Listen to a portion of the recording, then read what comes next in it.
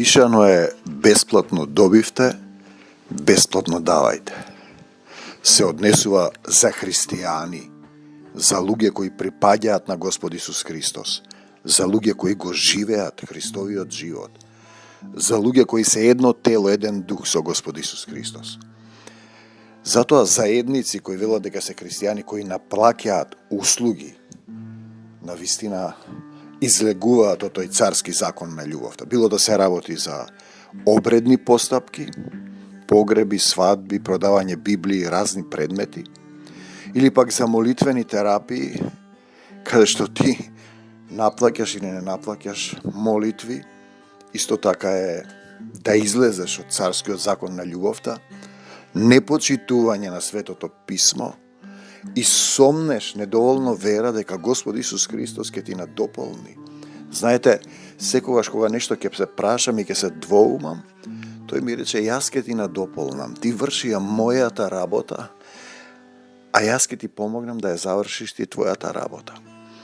Така да, штом ти замислете, продаваш Свето Писмо, скапо нешто, пари за македонскиот стандард, не може да си го купи, или наплаќаш молитви, вакви и такви, или исцелителни терапии, и го збогатуваш својот имот на сметка на Господ Исус Христос, кој бесплатно дава, бесплатно добивте, бесплатно давајте, го даде својот живот за секој еден од нас, уште додека бевме грешни. Тоа е безбожништво, непознавање на Господ Исус Христос од најдолен вид. Така да кога ќе видите големи водачи на заедници како се возат со големи автомобили во богатство или имаат градби големи,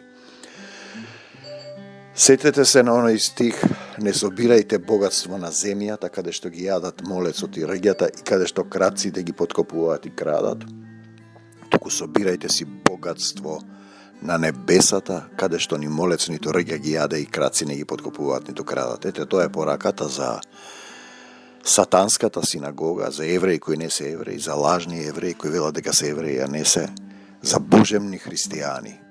Нема лага во Светото Писмо, пишано е: бесплатно добивте, бесплатно давајте. А ти зошто наплаќаш, не знам Божецу? Нели ти е страф од Господ Исус Христос? Нели ти е срам од Господ Исус Христос? Исус да те укори. Амин.